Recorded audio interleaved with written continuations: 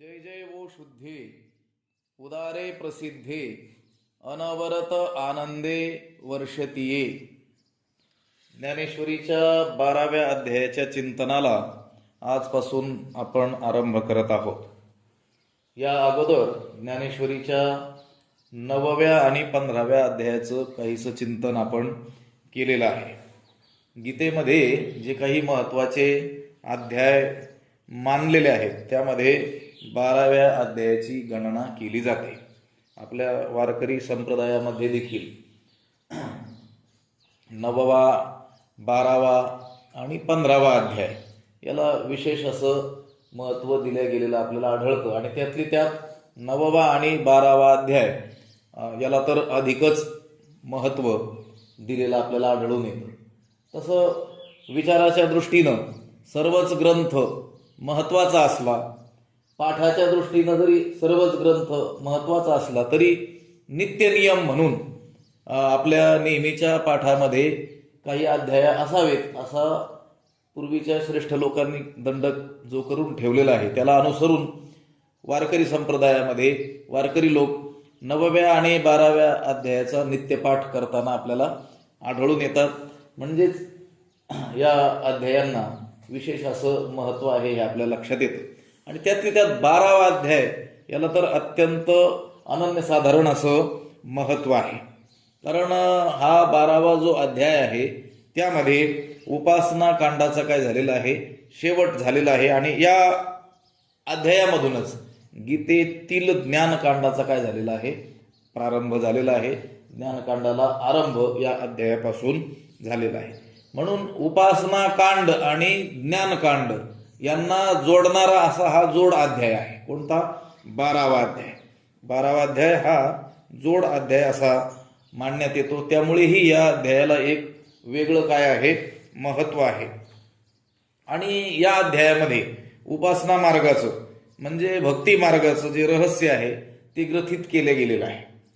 भक्ती मार्गाचं रहस्य यामध्ये प्रकट केलेलं आहे. म्हणूनच या अध्यायाला नाव देखील भक्तियोग असं दिलं गेलेलं आहे. प्रत्येक अध्यायाच्या शेवटी जो आपण संकल्प उच्चारत असतो त्यामध्ये देखील भक्तियोगो नाम द्वादशोध्याय असेच काय आढळतात, शब्द आपल्याला आढळून येतात. या अध्यायाचं भक्तियोग असं काय आहे, नाव आहे. आणि या अध्यायामध्ये ज्ञानोबरायांनी आरंभाच्या ओव्यांमध्ये गुरुकृपा दृष्टीवरती आईचं काय केलेलं आहे, रूपक केलेलं आहे. गुरुकृपा दृष्टी, गुरूंची कृपायुक्त असलेली जी दृष्टी आहे तिला आई असं मानून काही वर्णन या सुरुवातीच्या ओव्यामध्ये ज्ञानोबरायांनी केलेलं आपल्याला आढळतं. पुढे देखील त्या हठयोगाची काहीशी प्रक्रिया तिचं वर्णन केलेलं आपल्याला आढळून येईल. आणि भक्तीला त्यांनी कर्माची आणि ज्ञानाची जोड देखील दिलेली आपल्याला याच अध्यायामध्ये आढळून येणार आहे. आणि ज्ञानी भक्तांचं जे वर्णन या अध्यायामध्ये पुढं केलं जाणार आहे त्या वर्णनामध्ये ज्ञानेश्वरीमध्ये जो काही प्रसाद गुण काही ठिकाणी अधिक चांगल्या रीतीनं प्रकट झालेला आढळून येतो, तो प्रसाद गुण आपल्याला या ज्ञानी भक्तांच्या वर्णनामध्ये ज्ञानोबरायांच्याद्वारे प्रकट झालेला आपल्याला दिसून येईल. म्हणूनच ज्ञानेश्वर महाराजांचे भक्त अथवा ज्ञानेश्वरीचे जे भक्त त्यांच्यामध्ये ह्या 12व्या अध्यायाला अधिक असं महत्त्व दिलं गेलेलं आपल्याला आढळून येतं. वेदाची मुख्य 3 कांड अशी मानलेली आहेत. वेदामध्ये वेद हा त्रिकांडात्मक आहे. उपासना कांड आहे, कर्मकांड आहे आणि ज्ञानकांड. कर्मकांड, उपासना कांड आणि ज्ञानकांड असा त्रिकांडात्मक काय आहे, वेद आहे. आणि त्या कांडातून त्याचं काय केलेलं आहे, वर्णन मुख्य रीतीनं केलेलं आपल्याला आढळून येतं. या गीतेमध्ये देखील ही गीता सर्व वेदार्थ संग्रह सारभूत असल्यामुळं ही गीता देखील काय आहे, एवं कांडत्रय निरूपिणी श्रुतीची हे कोडीसवाणी. ज्ञानोबरांनी म्हटलेलं आहे ही गीता म्हणजे दुसरं तिसरं काही नसून ही कोडी सवाणी श्रुती एक चांगल्या रीतीची काय आहे, श्रुतीच आहे. गोड अशी काय आहे, ही श्रुतीच आहे, वेदच आहे. वेदच या गीतेच्या रूपाने जगासमोर काय झालेला आहे, प्रकट झालेला आहे. त्या वेदाचा सर्वांनाच काय नव्हता, अधिकार नव्हता. म्हणून सर्व प्राणी मात्रांच्या उद्धारासाठी तो वेदच या गीतेच्या रूपाने पुन्हा काय झालेला आहे, नवीन रूपाने अवतरित झालेला आहे. म्हणून ही गीता देखील काय आहे, त्रिकांडात्मक आहे. आणि ही त्रिकांडात्मक असल्यामुळे कोणत्या कोणत्या अध्यायामध्ये कर्म, कोणत्या अध्यायांमध्ये उपासना आणि कोणत्या अध्यायांमध्ये ज्ञानाचं वर्णन केलं गेलेलं आहे याबद्दल काही मतभिन्नता असली तरी देखील आपल्याला सर्वस्वी प्रमाणभूत असलेले जे ज्ञानोबा आहे त्यांनी या गीतेच्या कर्माचं वर्णन कोणत्या अध्यायांमध्ये आहे, उपासना प्रामुख्याने कुठे वर्णिलेली आहे आणि ज्ञानकांडाचं वर्णन कुठे केले गेलेलं आहे हे आपल्याला काय आहे, अधिक प्रमाण असं आहे. त्यांच्या त्या मतानुसार या अध्यायामध्ये उपासना कांडाचा शेवट होऊन ज्ञानकांडाचा काय होतो, आरंभ होतो. म्हणून हा उपासना कांडाची समाप्ती आणि ज्ञानकांडाचा आरंभ असलेला असा हा जोड अध्याय आहे. मी मग अशी बोलून गेलो त्याप्रमाणे या अध्यायाला जे नाव आहे भक्तियोग, त्या भक्तियोग या नावामध्ये देखील काय आहे, मोठं रहस्य दडलेलं आहे. कारण जी काही संज्ञा त्या त्या पदार्थांना, त्या त्या प्रकरणांना, त्या व्यक्तीला, त्या घटनांना दिली जाते ती काय असते, अनवर्थक अशी असते, सार्थक अशी असते. लक्षात आलं का? आता जे महापुरुष असतात, जे संत पुरुष असतात, त्यांना दिलेली जी नाव आहे ती देखील कशी असतात, सार्थक असतात. म्हणून आपण म्हणतो ना स्वनाम धन्य. लक्षात, त्यांना काय म्हणतो, स्वनाम धन्य. त्यांचं जे नाव आहे त्याला शोभेस असं त्यांचं काय असतं, वर्तन असतं, पूर्ण जीवन असतं. म्हणून त्यांचं नाव आणि त्यांचा आचार याच्यात काय आहे, ताळमेळ आहे. आपल्या सामान्य जनामध्ये तसं काही आढळून येत नाही. लक्षात आलं का? अत्यंत अज्ञानी असलेल्या माणसाचं नाव देखील ज्ञानेश्वर असू शकतं. लक्षात आलं का? अत्यंत अशांत असलेल्या माणसाचं नाव शांताराम असू शकतं. लक्षात, बहुतेक असतंच. परंतु ही संज्ञा देण्याच्या पाठीमागचा उद्देशच हा असतो की केवळ त्या संज्ञेतून, त्या नावातूनच काय व्हावा, त्या गोष्टीचा पूर्णपणे पूर्णांशाने काय व्हावा, बोध व्हावा. 12वा अध्याय त्याचं नाव काय, भक्तियोग. तो भक्तियोग शब्द उच्चारल्याबरोबर, आपण श्रवण केल्याबरोबर आपल्याला त्या अध्यायामध्ये एकंदरीत काय वर्णन असलं पाहिजे हे काय होतं, त्या शब्दातूनच ध्वनित होतं. त्या शब्दातूनच आपल्याला काय होतं, लक्षात येतं. या अध्यायाचं नाव भक्तियोग असं आहे. भक्ती हा शब्द भजसेवायाम या धातूपासून बनलेला आहे. तसे तर 3 धातूपासून भक्ती शब्द बनतो, परंतु प्रामुख्याने भजसेवायाम या धातूपासून बनलेला जो भक्ती शब्द आहे त्याचा वापर, उपयोग, प्रयोग बहुत ठिकाणी झालेला आपल्याला आढळून येतो. भजसेवायाम, भक्ती म्हणजे काय करणे, सेवा करणे, उपासना करणे असा या भक्ती शब्दाचा काय आहे, अर्थ आहे. तो भक्ती शब्द ज्या युज धातूपासून निर्माण झालेला आहे त्याचा अर्थ काय होतो, जोडणे असा होतो. युज म्हणजे जोडणे. युजुर योगी असाही एक धातू आहे. योग शब्दाचा अर्थ होतो जोडणे. भक्ती योग, योग शब्दाचा अर्थ आहे जोडणे, जुळणी किंवा एक भाव स्थिती असा त्या योग शब्दाचा काय आहे, अर्थ आहे. अध्यात्म ग्रंथामध्ये प्रामुख्याने जीव ब्रह्माच्या ऐक्याला काय म्हटलं जातं, योग असं म्हटलं जातं. जीव आणि ब्रह्म यांच्या एकरूपतेला अध्यात्म ग्रंथांमध्ये, वेदांत ग्रंथामध्ये योग असं म्हटलं जातं. आणि अनेक ठिकाणी ती स्थिती म्हणजे मोक्ष स्थिती, परमात्मा अवस्था, जीव ब्रह्म ऐक्यता ही स्थिती प्राप्त होण्याचे जे काही साधनं आहेत, मार्ग आहेत, उपाय आहेत, युक्त्या आहेत, त्याला देखील काय म्हटलं जातं, योग असंच म्हटलं जातं. योग शब्दाचा हा काय झाला, रूढ असा अर्थ झाला. रूढीमध्ये योग शब्दाचा अर्थ साधन असा देखील काय केला जातो, मार्ग असा केला जातो, उपाय देखील केला जातो.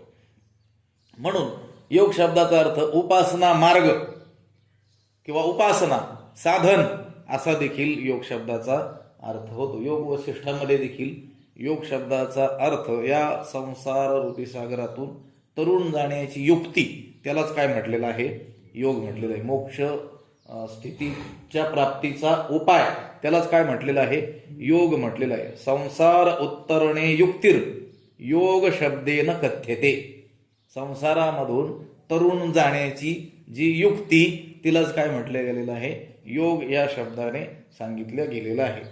मग ह्या अध्यायाचं नाव भक्तियोग असेल तर इथं योग या शब्दाचा अर्थ काय होईल? तर आत्मज्ञान प्राप्तीचा मार्ग. लक्षात आलं का? त्याला काय म्हणायचं? भक्तियोग. आत्मज्ञान प्राप्ती आणि त्या आत्मज्ञानाच्या द्वारे मोक्ष स्थितीच्या प्राप्तीचा उपाय म्हणजेच काय कशाचा अर्थ होतो? भक्तियोग या शब्दाचा अर्थ होतो की जी आपली स्वरूप अवस्था आहे, मूळ आपली जी स्थिती आहे, तिच्या प्राप्तीसाठी ज्ञान काय आहे? अत्यंत आवश्यक आहे. ज्ञानादेव तू कैवल्यम. ज्ञानानेच मोक्ष प्राप्त होणार आहे. ज्ञानेविन मोक्ष नाही हा सिद्धांत वेद बोले हात उभारून असं सांगितलेलं आहे. ऋते ज्ञानान न मुक्ती ही. ज्ञानाशिवाय मुक्ती मिळू शकत नाही. तमेव विदित्वा ती मृत्युमेती नान्य पंथा विद्यते अयनाय. त्या परमात्म्याला जाणूनच या जन्ममृत्यू रूप संसाराचं उल्लंघन मनुष्य करू शकतो. त्याच्यासाठी अन्य दुसरा मार्ग नाही, दुसरा उपाय नाही. असं ज्ञानाचं महत्व सांगताना ठिकठिकाणी वेदामध्ये, उपनिषदामध्ये संतांनी देखील काय केलेलं आहे? सांगितलेलं आहे. मग ज्या साधनाने म्हणजे ज्या ज्ञानाने मोक्ष प्राप्त होणार आहे, त्या ज्ञान प्राप्तीचा उपाय काय? तर त्या ज्ञान प्राप्तीचा उपाय आहे भक्ती मार्ग. म्हणूनच या अध्यायाला काय म्हटलं गेलेलं आहे? भक्ती योग असं म्हटलं गेलेलं आहे. वेदाने म्हणजे श्रुतीने आपल्याला जो मोक्ष आहे त्या प्राप्तीसाठी काही उपाय सांगितलेले आहे आणि अधिकाराच्या तारतम्याने ते सांगितलेले आहे. तसं तर ज्ञानेविन मोक्ष नाही असे वेद बोले हात उभारून. वेद हात वर करून सांगतोय ज्ञानाशिवाय मोक्ष प्राप्त होणार नाही. तरी देखील वेदाने कर्म आणि उपासनेचं वर्णन केलेलं आपल्याला आढळून येतं. आणि त्या कर्म उपासनेचं महातात्पर्य, अंतिम तात्पर्य हे मोक्षातच आहे असं देखील काय केलेलं आढळतं, आपल्याला सांगितलेलं आढळून येतं. ते कशाने? अधिकाराच्या भेदाने आपल्याला सांगितलेलं आढळून येतं. श्रुती ही अत्यंत दयाळू आहे, माऊली आहे. नाही श्रुती परवती माऊली. पया हितापासून काढिती हित देऊनी वाढविती. नाही श्रुती परवती माऊली जगा. या वेदासारखी दुसरी आई या जगामध्ये नाही आहे. मग या श्रुती माऊलीला सर्वच जीवांना काय करायचं आहे?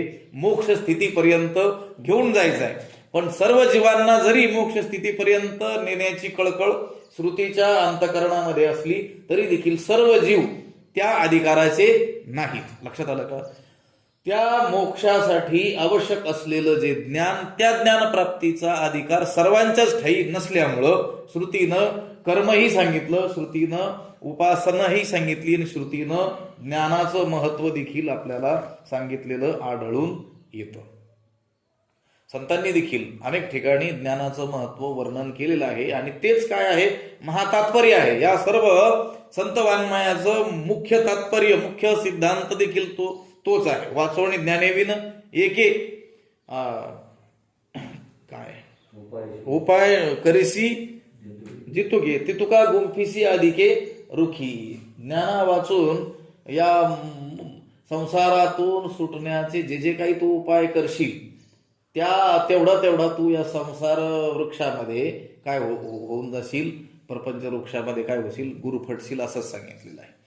मग ज्ञाना वाचून अन्य कोणताही उपाय तू करशील तर अधिकच गुरुफटशील हेही सांगितलेलं आहे आणि कर्मही करायचं सांगितलंय आणि उपासनेचंही महत्व सांगितलेलं आहे. तर तिथं सांगण्याचं तात्पर्य असं आहे की मोक्षासाठी मुख्य साधन आहे जीव ब्रह्मैक्य ज्ञान.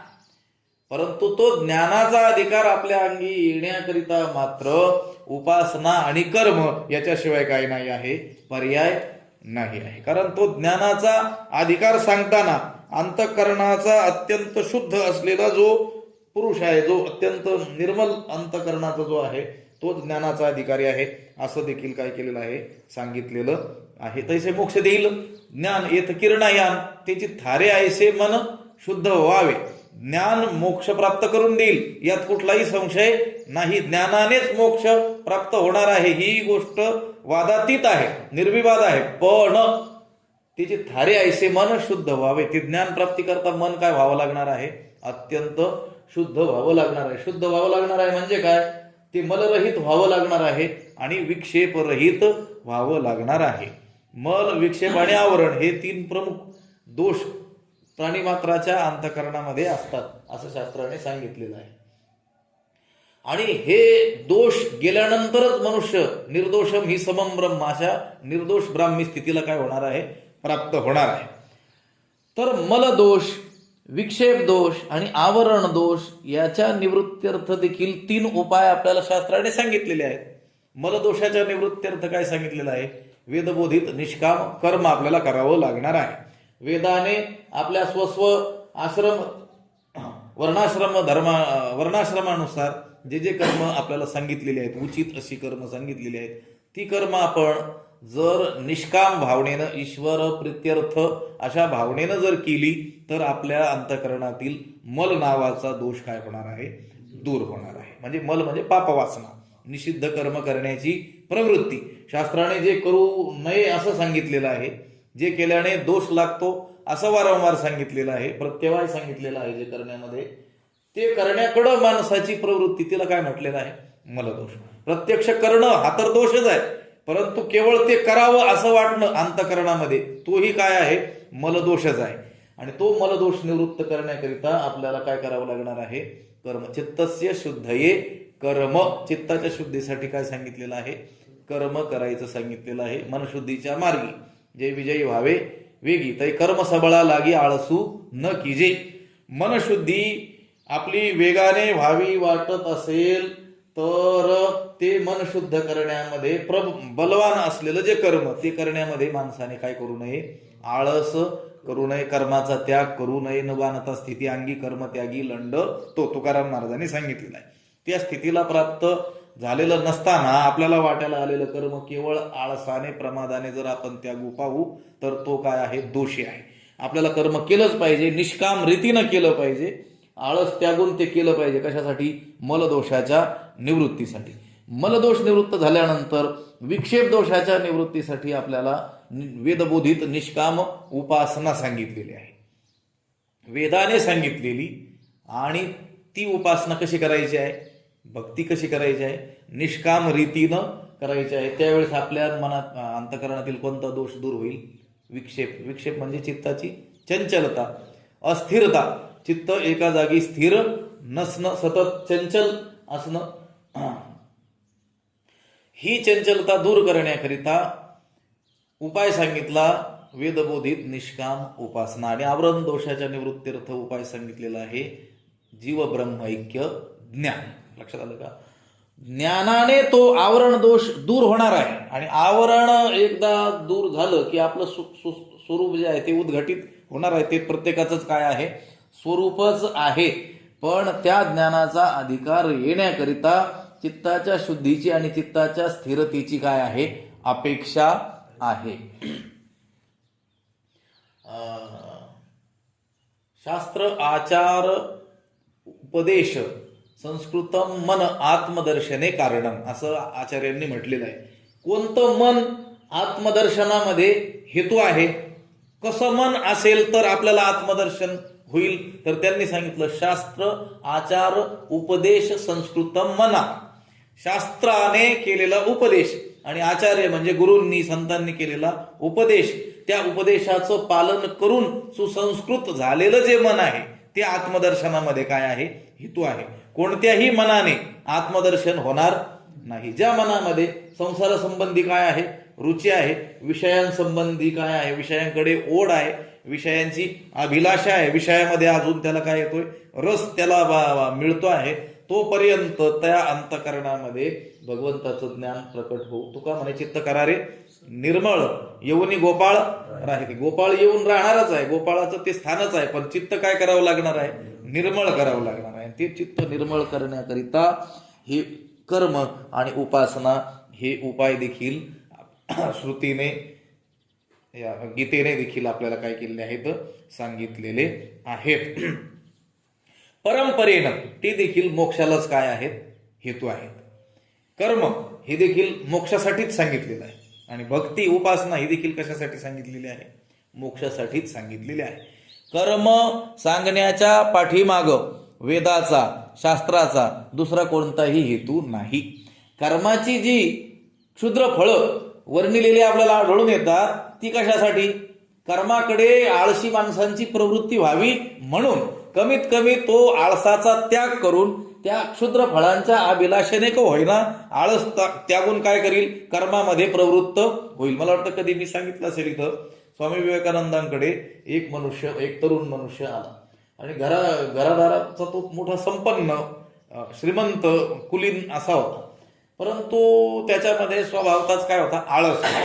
परंतु त्याला न जाणो त्याची पूर्वपुण्य काय असेल, त्याला भगवत दर्शनाची इच्छा निर्माण झाली आणि त्या काळामध्ये स्वामी विवेकानंदांची ख्याती सर्वदूर पसरलेली असल्यामुळं तो त्यांच्याकडे आला आणि त्यांना नमस्कार केला आणि येण्याचं कारण सांगितलं की मला भगवत दर्शनाची काय आहे, इच्छा आहे. त्यावेळेस त्याची चौकशी करत असताना त्याची विचारपूस करत असताना चौकशी करत असताना त्याला विचारलं, म्हणजे तू कुठला आहेस, कोणत्या घरामध्ये तुझा जन्म झालेला आहे, परिस्थिती कशी आहे.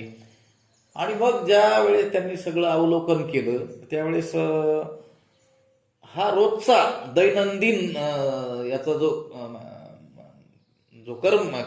क्रम असेल कर्माचा तो विचारला तर हा काहीच करत नव्हता.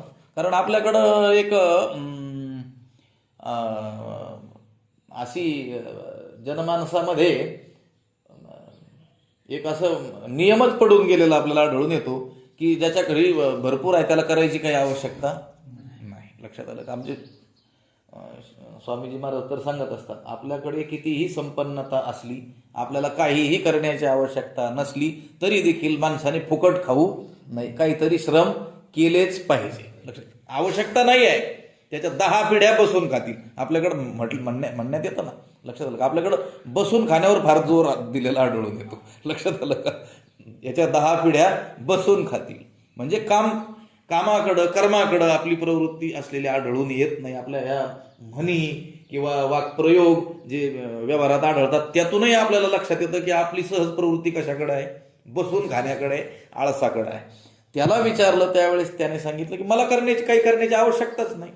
घरी जर शेकडो एकर जमिनीचा तो मालक असेल तर त्याला काही करण्याची आवश्यकताच नाही, अशी एक लोकरूढीप्रमाणे त्यानेही उत्तर दिलं. त्यावेळेस त्यांनी सांगितलं की तुला भगवत दर्शन होऊ शकत नाही. मग ते म्हटले मग काही उपाय सांगा. म्हणजे विचारलं ना दिवसभर काय करत असतो, काय नाही झोपून राहतो म्हटले. ताटावरून उठलं की खाटावर बाबा सांगायचे, ताटवाले खाटवाले बाबा. ताटावरून उठलं की खाटावर आणि खाटावरून उठलं की ताटावर. त्यांनी सांगितलं तुला उपाय सांगतो.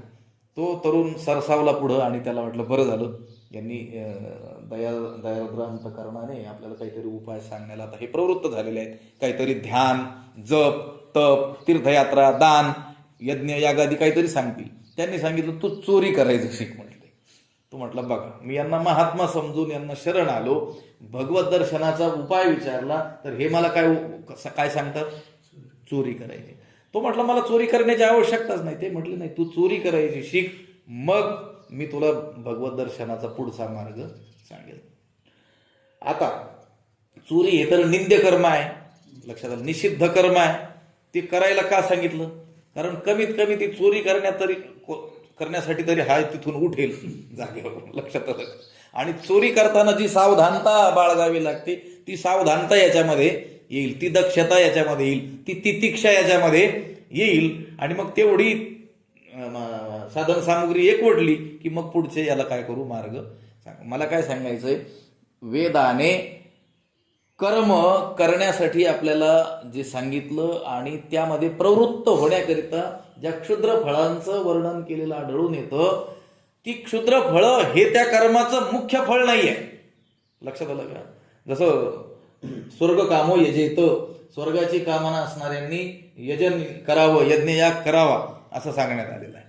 आणि मग ज्याला स्वर्ग प्राप्तीची इच्छा आहे किंवा दिव्य भोग भोगण्याची इच्छा आहे तो काय करतो, यज्ञ करण्यामध्ये काय होतो, प्रवृत्त होतो. मग ते यज्ञ कर्म करत असताना जी काही सावधानता सांगितलेली आहे, जी साधन सामग्री एकवटणं सांगितलेलं आहे, ते तरी कमीत कमी त्याच्याकडून घडतं. लक्षात आलं का? अमुक अमुक तिथीलाच तो यज्ञ झाला पाहिजे, अमुक अमुक वस्तूच त्याच्यासाठी हव्या आहेत, इतके इतके दिवस तुम्हाला शुचिरभूत अवस्थेत त्या यज्ञ क्रिया संपन्न होण्यासाठी राहावं लागणार आहे. हे सगळं तो काय करतो, कारण फळावर लक्ष असल्यामुळे. तुम्ही आपल्याकडे बघा, निष्काम कर्म करण्यामध्ये असलेली प्रवृत्ती आणि सकाम कर्म करण्यामध्ये असलेली प्रवृत्ती याच्यामध्ये मोठं अंतर आपल्याला दिसून येतं.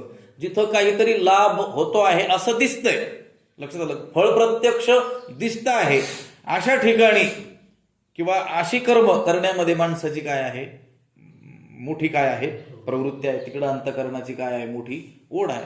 परंतु जिथं काही फळ वर्णिलेलं आढळतच नाही किंवा जे काही महान फळ वर्णिलेलं आहे तिथपर्यंत बुद्धीच पोहोचत नाही, अशी कर्म करण्याकडे माणसाची सहज प्रवृत्ती असलेली दिसत नाही. लक्षात. सोपं उदाहरण, सोमवार आणि एकादशी आपण वारकरी लोक करतो. आता हे सोमवार आणि एकादशीचं व्रत पालन करण्यामध्ये आपण पालन करण्याला जेवढं महत्त्व देतो किंवा जितकं काटेकोरपणे आपण पालन करतो त्यापेक्षाही अधिक काटेकोरपणे पालन कोण लोक करतात माहिती आहे का? जे काहीतरी फळाच्या अपेक्षेनं व्रतवैकल्य करतात ते लोक. लक्षात आलं का?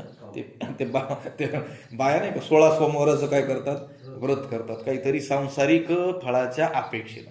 ते पाण्याचा थेंब सुद्धा जाऊ देणार नाहीत मुखामध्ये. लक्षात आलं का? कारण काय आहे, पुढे काय दिसतंय, एक फळ ठेवलेलं आपल्याला दिसतंय.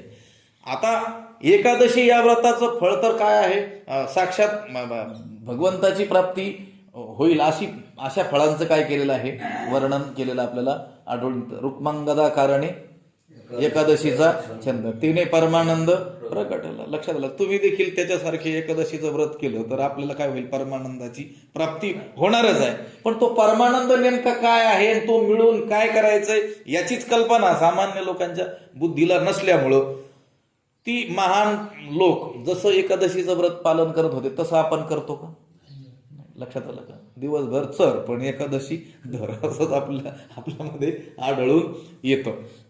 मला सांगायचंय, कर्म करायचं वेदाने आग्रहाने जरी सांगितलेलं असलं आणि ते कर्म करण्याकडं माणसाची प्रवृत्ती व्हावी यासाठी काही सामान्य फळांचं वर्णन केलेलं जरी दिसत असलं तरी ती सामान्य फळं म्हणजे या कर्माचं मुख्य प्रयोजन नाही आहे. लक्षात आलं का? कुर्वन्येवेह कर्माणि जी जी विषय छतगुण समाहा एवं तो इनान्य थे तोस्ती न कर्म लिप्यते नरे. वेदाने देखील सांगितलेलं आहे की माणसाने 100 वर्ष जगण्याची इच्छा करत करत काय करावं, कर्म करावं. म्हणजे कर्म करत करत 100 वर्ष जगण्याची काय करावी, इच्छा करावी. पण मग कर्मच करत राहावं, जसं वेदाधारे बोलती केवळ कर्म प्रतिष्ठिती परी कर्म फळे आसक्ती धरून या, तसं नाही सांगितलेलं. लक्षात आलं का? ते याज्ञिक आपल्या आकांक्षा इच्छा वासना पूर्ती करण्याकरिता म्हणती संसारी जन्मीजे यज्ञाधिक कर्म कीजे आणि मग स्वर्ग सुख भोगीजे, त्यांनी तेवढ्याच गोष्टीला महत्व दिलेलं आढळून येतं. पण कर्म सांगण्याच्या पाठीमाग वेदाचा हा मुख्य हेतू नाही आहे की कर्म करावं तुम्ही स्वर्गाला जावं. ज्ञानोबरायांचे शब्द लक्षपूर्वक ध्यानात घ्या. वेदाधारे बोलती, कोण बोलती? याज्ञिक बोलती, वेद नाही बोलत.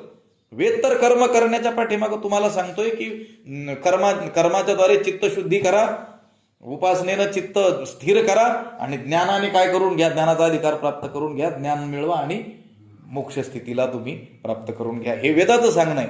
पण हे वेदाच्या एका भागाचा काय करतात, आधार आपल्याला देतात. वेदाधारे बोलती आणि केवळ कर्म प्रतिष्ठिती. वेदाधारे बोलावं, बोलताना वेदाचाच आधार असला पाहिजे. आधारा वाचून काय सांगशी कहाणी, पण एकांगी विचार नको. लक्षात आलं का? समग्र विचार व्हायला हवा. जसं काल परवा मी बोलून गेलो होतो की संतांचे सर्वच शब्द आपल्याला प्रमाण असले पाहिजे. अर्धजरा जरीत न्याय आपण अंगीकारला नाही पाहिजे की अर्ध्याचा स्वीकार आणि अर्ध्याचा त्याग. तुकाराम महाराजांचे गाथेमधील शब्द न शब्द अक्षर न अक्षर जर खरं असेल संतांचं वर्णन करणारे अभंग, पंढरी महात्म्य वर्णन करणारे अभंग, देवाच्या स्वरूपाचं वर्णन करणारे अभंग हे आपल्याला काय वाटतात? खरे वाटतात.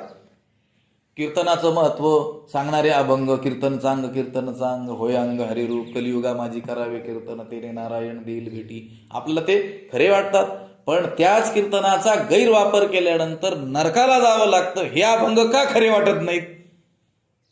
का ते खोटे आहेत? मग काढून टाकले पाहिजे गाथेमधून. लक्षात आलं का? तुकाराम महाराजांचं अक्षर खरंच आहे. लक्षात आलं का? जर कीर्तन केल्यानंतर नारायण भेटत असेल हे अक्षर त्यांची खरी असतील, पण त्यांनी सांगितलं तसं कीर्तन केलं तर नारायण भेटेल. पण त्यांनी असं कीर्तन करू नये असं जे सांगितलं तसं जर केलं तर खरोखरच नरकालाच जावं लागेल. लक्षात आलं? मला सांगायचंय समग्र विचार व्हायला पाहिजे. आपण सांगतो वेदाधारे बोलती केवळ कर्म प्रतिष्ठिती परिकर्म फळी आसक्ती धरुनिया, आणि त्या याज्ञिकांना काय करतो? नाव ठेवतो संतांच्या वचनाच्या आधारे, आणि आपण दुसरं काय करतो? लक्षात आलं? वेदाने कर्म उपासना सांगण्याच्या माग केवळ कर्म उपासनेतच रत होऊन राहावं हे काही वेदाचं तात्पर्य नाही. त्याचा साधन म्हणून उपयोग करावा, ज्ञानाचा अधिकार प्राप्त करून घ्यावा, आणि मग ज्ञानाद्वारे मोक्ष स्थितीला आपण प्राप्त व्हावं. हाच वेदाचा काय आहे?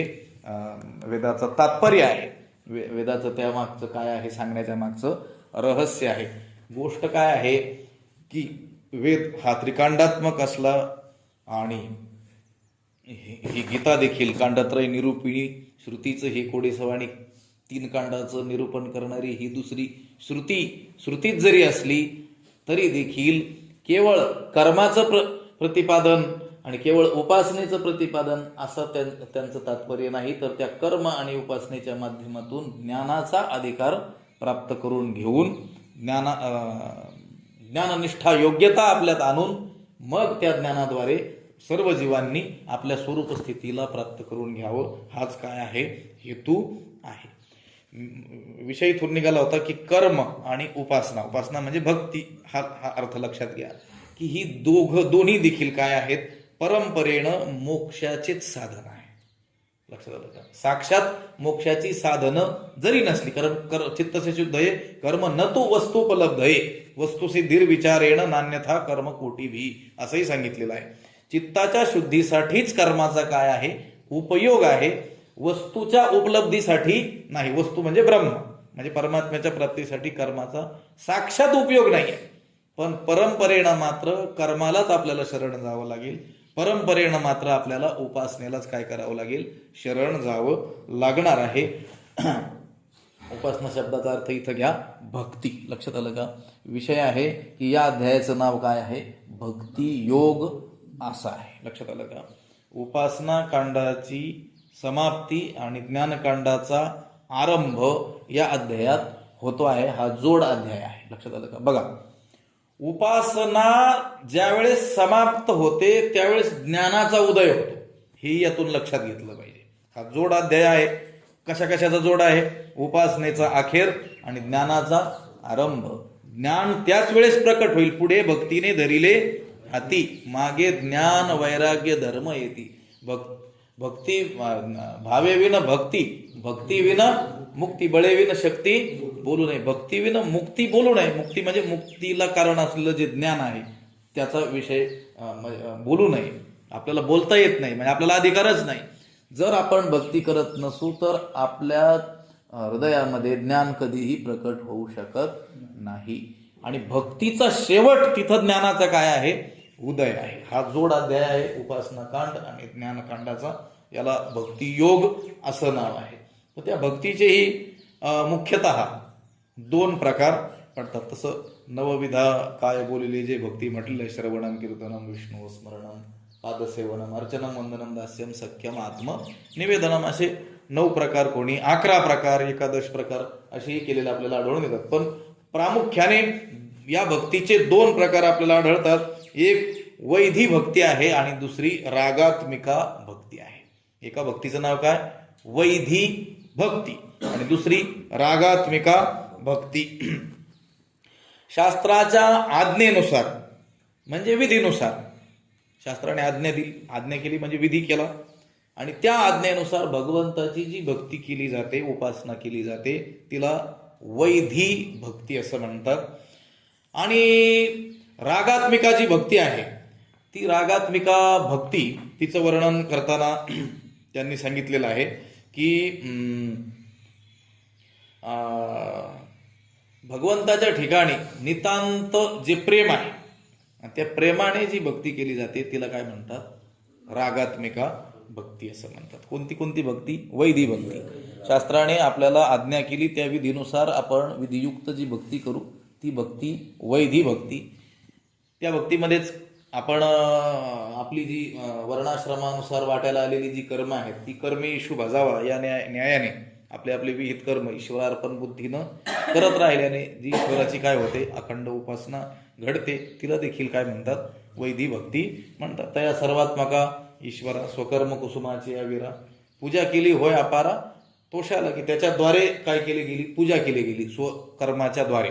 बघा, मी मग अशी बोलून गेलो होतो की त्या भक्तीला कर्माचीही जोड दिलेली आपल्याला आढळून येईल, आणि त्याच भक्तीला ज्ञानाचीही जोड दिलेली आपल्याला आढळून येईल. आपण आपल्या वाट्याला आलेली जी वर्णाश्रमानुसार कर्म आहेत तीच ईश्वरार्पण बुद्धीनं केली तर तीच काय होतात? भक्ती होतात. तर ती वैधी भक्ती या प्रकारात गणली जातात. आणि परमात्म्याच्या ठिकाणी सर्वोच्च प्रेम जे आहे त्या भक्तीला कोणती भक्ती म्हणतात? रागात्मिका भक्ती असं म्हणत असतात. सा परा अनुरक्ती ही ईश्वरे, ईश्वराच्या ठिकाणी जे निरतिशय प्रेम त्यालाच काय म्हणतात? भक्ती. अशी भक्तीची व्याख्या शांडिल्य ऋषींनी त्यांच्या शांडिल्य भक्तिसूत्रामध्ये केलेली आपल्याला आढळून येते. आणि सात्वस्मिन परम प्रेम रूपा असं लक्षण नारदांनी ते भक्तिसूत्रामध्ये केलेलं आढळतं. म्हणजे परमात्म्याविषयी जे परमप्रेम त्यालाच काय म्हटलेलं आहे? भक्ती म्हटलेलं आहे.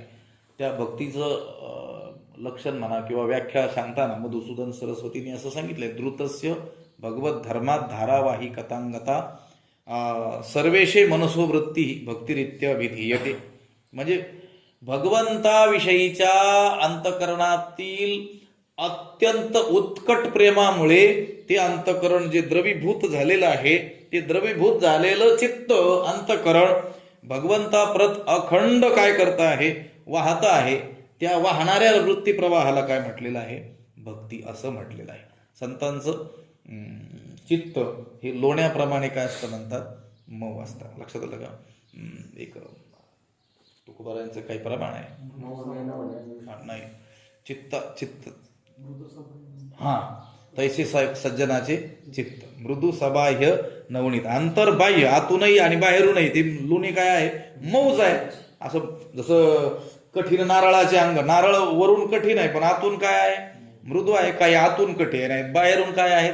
मृदू आहेत. पण नवनीत मात्र, लोणी मात्र कसं आहे? आतून बाहेरून कसं आहे? मऊ आहे, अत्यंत मृदू आहे. तैसे सज्जनाचे चित्त, सज्जन पुरुषाचं चित्त त्या लोण्याप्रमाणे काय असतं? मऊ असतं. आणि लोण्याला थोडीशी जरी उष्णता मिळाली तर ते काय होतं? द्रवीभूत होतं, पगळतं. तसं सज्जनाचं काय असतं? चित्त असतं. आणि भगवंताच्या अत्यंत प्रेमामुळं ते अंतकरण त्यांचं काय झालेलं असतं? द्रवीभूत झालेलं असतं. आणि द्रवाचा स्वभावच आहे खालाला धावे पाणी. द्रव पदार्थ कोणत्या दिशेला धावतो? खालच्या दिशेला जसा धावतो तसं यांचं जे चित्त आहे ते परमेश्वराकडंच अखंड लागलेलं असतं. आपलं का लागत नाही? आता खूप मोठा विषय आहे हा. त्या भक्तिरसायन आणि भक्तिरसामृत सिंधू नावाचे जे ग्रंथ आहेत, भक्तिशास्त्र म्हणून, भक्तीला शास्त्र म्हणून जे निर्मिलेले ग्रंथ आहेत, त्याचा आधार घेऊन जर आपण बोललो तर आपलं चित्त त्यांनी सांगितलं लाखेप्रमाणे अत्यंत कठोर असतं. म्हटले लाख असते ना, त्या लाखेप्रमाणे काय असतं? अत्यंत कठोर झालेलं असतं. लक्षात आलं का? पण भगवंताचं गुण नाम याद्वारे ते काय होऊ शकतं? द्रवीभूत होऊ शकतं. असं देखील त्यांनी आपल्याला सांगितलेलं आढळून येतं. संतांच्या हृदयामध्ये भगवंताविषयी अत्यंत प्रेम असल्यामुळे त्यांचं चित्त जे द्रवीभूत झालेलं आहे ते सतत परमात्म्याकडे वाहतं आहे. त्या वाहणाऱ्या चित्ताच्या त्या प्रवाहालाच भक्ती अशी संज्ञा दिलेली आहे. पण ही भक्ती जी सांगितल्या गेली ती कोणती भक्ती आहे? पराभक्ती आहे, श्रेष्ठ भक्ती आहे, रागात्मिका भक्ती तिचं काय केलेलं आहे, वर्णन केले गेलेलं आहे. तिचेही पुन्हा 2-3 पोटभेद होतात, रूपगुणजन्य, संबंधजन्य आणि स्वाभाविक असे त्या पराभक्तीचे, या रागात्मिका भक्तीचे प्रकार केलेले आपल्याला आढळून येतात. या अध्यायामध्ये ज्ञानोबारायांनी या परमभक्तीचं वर्णन केलेलं आपल्याला आढळून येतं. संत पुरुषांनी जी भक्ती केली त्या भक्तीचं वर्णन या अध्यायामध्ये आपल्याला आढळून येईल. हे बघा, असं एक नियम आहे की सिद्धस्य लक्षणानी साधकस्य साधनानी भवंती. सिद्ध पुरुषाच्या ठिकाणी सहज दिसणारी जी काही लक्षणं आहेत, चिन्ह आहेत, ती साधकाची काय होत असतात, साधनं होत असतात. एखाद्या महात्म्याच्या ठिकाणी सहज दिसून येणारा जो गुण आहे तो साधकाने प्रयत्नपूर्वक आपल्यामध्ये आणावयाचा असतो. या अध्यायामध्ये ज्ञानोबारायांनी परमभक्तीचं जरी वर्णन केलेलं असलं तरी आपण सामान्य जनांनी मात्र त्याचं अनुसरण जे करणं आहे ते वैदिक भक्तीतच काय केलं जाईल, गणलं जाईल आणि एक दिवस ती काय होणार आहे, रागात्मिका भक्ती ठरणार आहे. या अध्यायाला भक्ती योग अशी काय आहे, संज्ञा आहे. मी बोलल्याप्रमाणे या अध्यायामध्ये या परमभक्तीचं, पराभक्तीचं, रागात्मिका भक्तीचं वर्णन जरी केलेलं असलं तरी देखील वैदिक भक्तीचं सुद्धा वर्णन एका ठिकाणी या अध्यायामध्ये आलेलं आहे. अभ्यासेप्य समर्थोसी मत्कर्म परमो भव या श्लोकावर जी टीका ज्ञानोबारायांनी केलेली आहे त्यामध्ये वैदिक भक्तीचंही काय केलेलं आहे, वर्णन केलेलं आहे. आणि मय्यावेश मनो इमाम नित्ययुक्ता उपासते या श्लोकावरती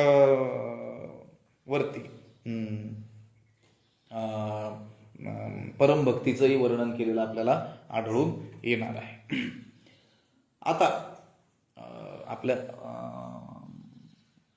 संत विचार जो आहे त्या रीतीनं जर आपण वर्णन केलं तर एक अभंग, बीज आणि फळ हरीचे नाम. लक्षात आलं का, तिथं साधन ही हरीचं नामच आहे, म्हणजे भक्तीच आहे, आणि साध्य देखील काय सांगितलेलं आहे, हरीचं नामच. लक्षात आलं का, आपल्याला ज्ञान प्राप्ती होत नाही आहे, ज्ञानाचा अधिकार नाही, मग काय करायचंय, कळे न कळे ज्या धर्म ऐका सांगतो रे वर्म, माझ्या विठोबाचे नाम आठा असे उच्चारा. तुम्हाला धर्म, ज्ञान इत्यादी ज्या सूक्ष्म गोष्टी आहेत त्या जर कळत नसतील,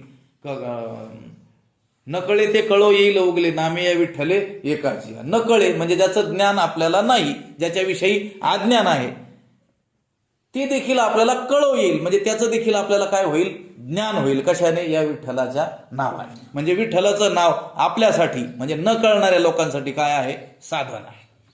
आणि संत देखील विठ्ठलाच्या नावाचा काय करतात, मोठा जय घोष करतात, अट्टहास धरतात. त्यांच्याही जीवनामध्ये नामस्मरण करताना आपल्याला दिसून येतात. आता ते जे नाव घेतात ती काही साधन म्हणून घेतात का, कारण आपल्याला ज्ञान नाही म्हणून ज्ञानप्राप्तीसाठी आपण भगवंताच्या नावाचा काय करू, जय घोष करू, जप करू. आता ते ज्ञानी पुरुष जे आहेत, पण माझे जीवीची आवडी पंढरपुरा नेईन गुढी. आता पंढरपूरला जे जाणं आहे, वारी करणं आहे, नामस्मरण करणं आहे, हे त्यांना जे आवडतंय, त्यांच्या जीवाची जी आवड आहे ते आता ते साधन म्हणून नाही आहे. लक्षात आलं का, तर ज्ञान गिळोनी गावा गोविंदोगा. लक्षात आलं का, या अध्यायातच पुढे आपल्याला वर्णन आढळणार आहेत की ती परमस्थिती प्राप्त करून घेतल्यानंतरही ते श्रेष्ठ भक्त काय करताना आढळून येतात, भक्ती करताना आढळून येतात. ज्ञान प्राप्तीनंतर देखील भक्ती घडू शकते. लोकांना, मोठमोठ्या लोकांमध्ये असा विचार असतो की ज्ञान प्राप्तीपर्यंत भक्ती ठीक आहे, एक साधन म्हणून, पण ज्ञानप्राप्तीनंतर भक्ती कशी काय होऊ शकते. संतांनी जी भक्ती केलेली आपल्याला आढळून येते ती ज्ञानप्राप्तीनंतर केलेली भक्तीची वर्णन आपल्याला आढळून येते. ज्ञानोबारायांचे अभंग जे आहेत ते अभंग सर्व ज्ञानोत्तर प्रेमलक्षणा भक्ती, ज्याला श्रेष्ठ पुरुषांनी शब्द दिलेला आहे त्या रीतीचे ते आहे. ज्ञानप्राप्ती त्यांना झालेली आहे, आपल्या स्वरूपाचं दर्शन त्यांना झालेलं आहे, स्वरूपाचं ज्ञान त्यांना झालेलं आहे, स्वतःला त्यांनी ओळखले. मी वासुदेव तत्वता या बोधावरती ते आरूढ झालेले आहेत. आणि असं असताना देखील ते परमेश्वराची भक्ती करताना आपल्याला आढळून येतात. ती पराभक्ती आहे, ती श्रेष्ठ भक्ती आहे. आणि आपल्या समोर जे ध्येय ठेवलेलं आहे आपल्या संतांनी, चहू पुरुषार्थाश्री भक्ती जैसे असं म्हटले, चारही या पुरुषार्थाच्या वर लक्षात आलं. मुक्तीवरील भक्ती असाही शब्द त्यांनी वापरलेला आपल्याला आढळून येतो. मुक्तीवरील भक्ती म्हणजे अगोदर मुक्त स्थिती प्राप्त करून घ्या आणि मग भक्ती करा, आणि ते संतांनी आपल्याला त्यांच्या जीवनामध्ये दाखवून दिलेलं आहे. त्या भक्तीचं वर्णन या ठिकाणी केलेलं आपल्याला आढळून येईल. जीवनमुक्त जरी झाले हा भजन न सोडी ती. ते जीवनमुक्त झालेले असले तरी तीर्थयात्रा किंवा भजन पूजन उपासना ही काही सोडत नाहीत. अमृतानुभवामध्ये देव देऊळ परिवारू करुणी की जे डोंगरू तैसा भक्तीचा व्यवहारू का न व्हावा, ज्ञानोबरायांनी प्रश्न केलेला आढळून येतो. कोणासाठी?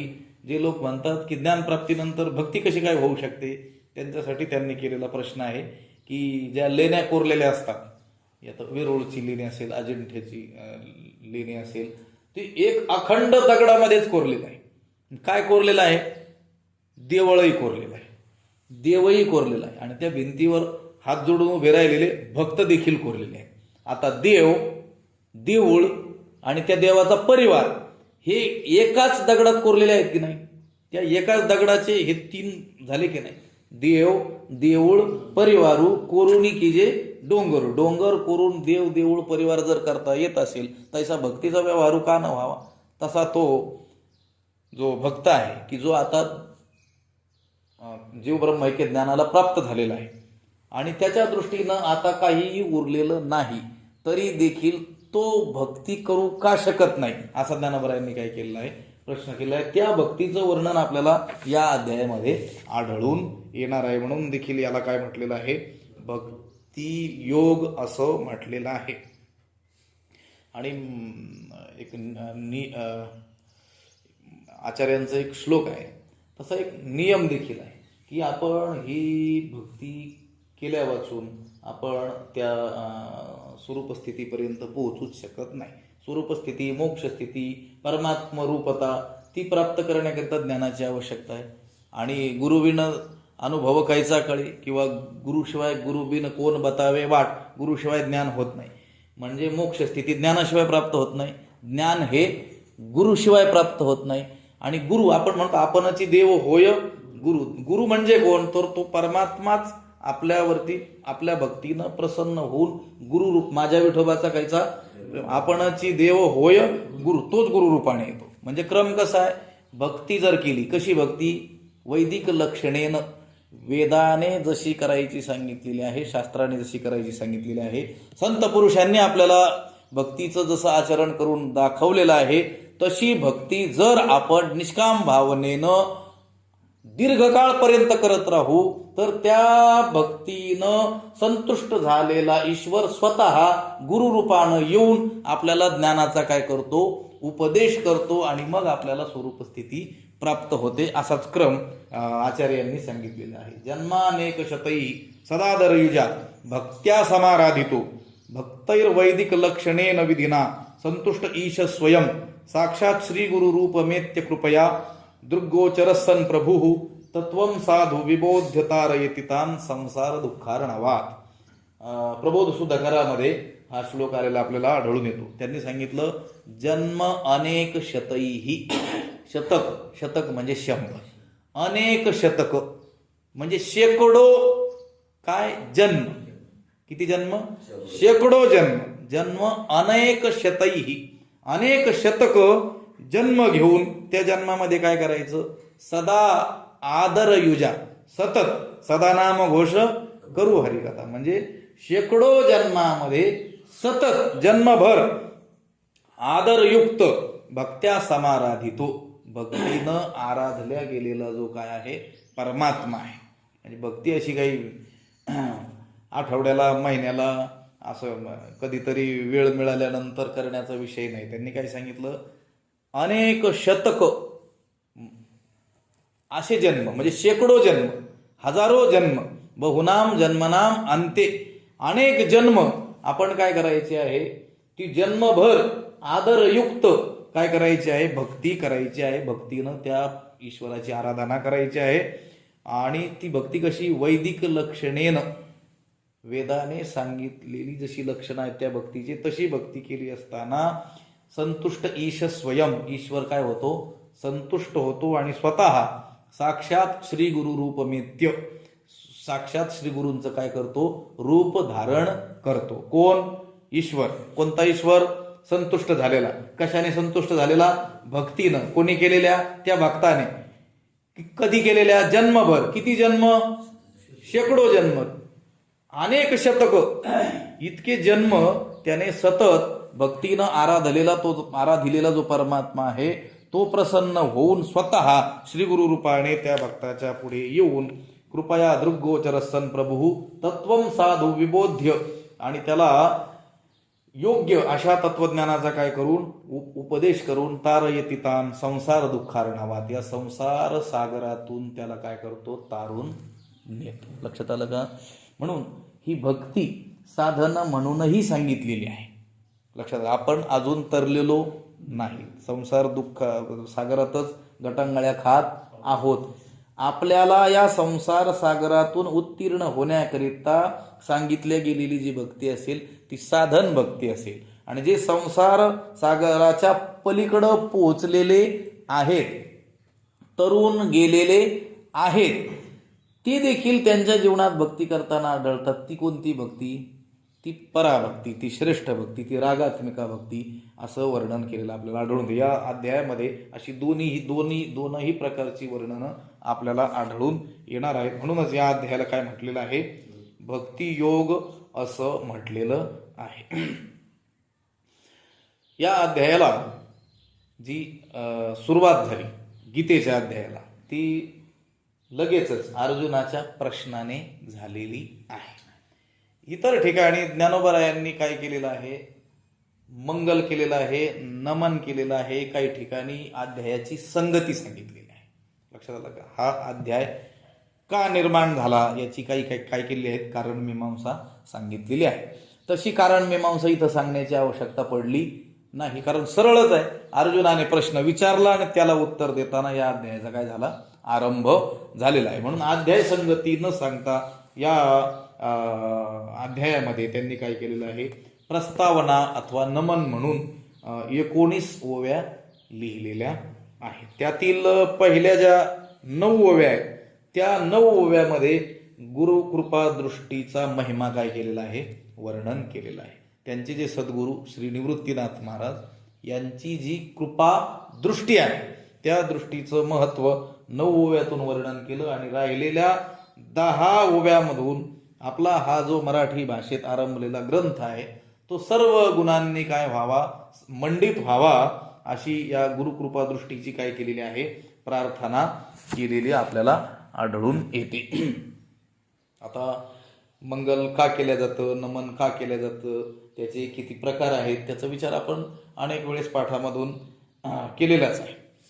नमन करण्याच्या पाठीमागं ग्रंथकाराचा हेतू असतो की आपण हाती घेतलेला ग्रंथ निर्विघ्नपणे काय करावा, काय व्हावा, समाप्त व्हावा, किंवा आपल्या या ग्रंथाच्या वाचनाने, ग्रंथाच्या पठनाने, चिंतनाने लोक काय व्हावेत, आस्तिक व्हावेत, आणि आपल्यावरती दोष येऊ नये की पूर्वीच्या लोकांनी ग्रंथारंभी, ग्रंथाच्या मध्ये, ग्रंथाच्या समाप्तीच्या वेळी मंगल केलेले आहेत आणि आपण मात्र ते केले नाही, तर तो शिष्टाचार मोडल्याचा आपल्यावर दोष येऊ नये म्हणूनही काय केलं जातं, मंगल केलं जातं. ते 3 प्रकारचं आहे, वस्तुनिर्देश रूप, नमस्कार रूप आणि आशीर्वादात्मक, असंही या मंगलाचे 3 प्रकार आपल्याला आढळून येतात.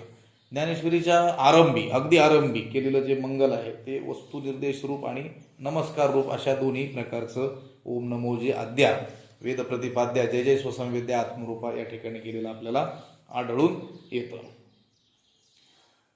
बहुतेक सामान्यतः ग्रंथकार हा केवळ ग्रंथाच्या आरंभीच मंगल करताना आपल्याला आढळून येतो, परंतु काही ग्रंथकार त्या ग्रंथामध्ये प्रत्येक प्रकरणालाही काय करतात, मंगल करताना आढळून येतात. ज्ञानोबरायांनी हे जे 18 अध्याय आहेत ज्ञानेश्वरीचे त्याच्यातले जवळजवळ 13 अध्यायांच्या आरंभी मंगल केलेले आपल्याला आढळून येतात. फक्त 5 अध्याय असे आपल्याला आढळतील की त्यामध्ये काय केलेलं नाही, मंगल केलेलं नाही, सरळच त्या अध्यायांची काय झालेली आहे, सुरुवात झालेली आहे.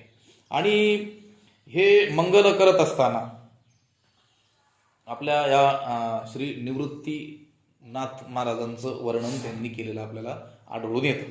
निवृत्तीनाथ महाराजांना ज्ञानोबराय हे साक्षात ब्रह्मस्वरूपच काय करत होते, मानत होते. आणि तशीच वर्णन आपल्याला सर्व ठिकाणी आढळून येणार आहे. आता विश्वात्मके देवे येणे वाग्यज्ञे तोषावे तोषवनी मद द्यावे पसाय दान, हे तिथे आपल्या श्रीगुरूंना विश्वात्मक देव असं म्हटलेलं आहे. लक्षात आलं. आमचे श्रीगुरु निवृत्तीनाथ हे कसे आहेत? विश्वस्वरूप आहेत, विश्वात्मक आहेत, व्यापक आहेत. आणि या मला वाटतं त्या अमृतानुभवाच्या आरंभीचा जो श्लोक आहे, यदक्षरम अनाख्येयम आनंदमजमव्ययम किंवा म्हणजे केवलम श्रीमन निवृत्तीनाथेती ख्यातम दैवतम आश्रय, तिथे देखील साक्षात ब्रह्मस्वरूप समजूनच काय केलेलं आहे, मंगल त्या ठिकाणी केलेलं आहे. ज्ञानोबरायांनी बहुतेक करून रूपक अलंकाराचा उपयोग केलेला आपल्याला आढळून येतो. आपल्या श्रीगुरूंचं आई या रूपाने वर्णन केलेलं आढळून येतं, आचार्य रूपाने वर्णन आढळतं, सूर्य या रूपाने वर्णन आढळतं, गणपती असंही रूपक करून उपमानं देऊन काय केलेलं आढळतं, वर्णन केलेलं आढळतं. श्रीगुरूंच्या सामर्थ्याचं केलेलं वर्णन आपल्याला ठिकठिकाणी दिसून येत असतं. आता या ठिकाणी श्रीगुरूंच्या कृपादृष्टीला आई असं कल्पून काय केलेलं आहे, या ठिकाणी वर्णन केलेलं आहे. ही जी पहिली उभी आहे, जय जय वो शुद्धे उदारे प्रसिद्धे अनवरत आनंदे वर्षतीये, या ओवीमध्ये कृपादृष्टी हा शब्द नसला तरी पुढच्या दुसऱ्या ओवीमध्ये विषय व्याळे मिठी दिदलिया नुठी ताठी, ती तुझी कृपादृष्टी किंवा काही ठिकाणी गुरुकृपादृष्टी निर्विषय होय असा कृपादृष्टी अथवा गुरुकृपादृष्टी शब्द आलेला असल्यामुळं या गुरुकृपादृष्टीवरती आईचं काय केलेलं आढळतं, आपल्याला रूपक केलेलं आढळून येतं. अनेक लोकांच्या मते या ठिकाणी हे जे वर्णन आढळतं ते श्रीगुरूंचं आहे आणि अनेक लोकांच्या मते ते श्रीगुरूंच्या कृपा दृष्टीचं आहे, असेही मतभेद आपल्याला संप्रदायामध्ये चिंतक लोकांमध्ये आढळतात. आजचा समय जो आहे, आपली वेळ जी आहे ती आता आज संपलेली आहे. उद्या या ओवीचं काय करूया, आपण चिंतन करूया. पुंडलिक वरद हरी विठ्ठल.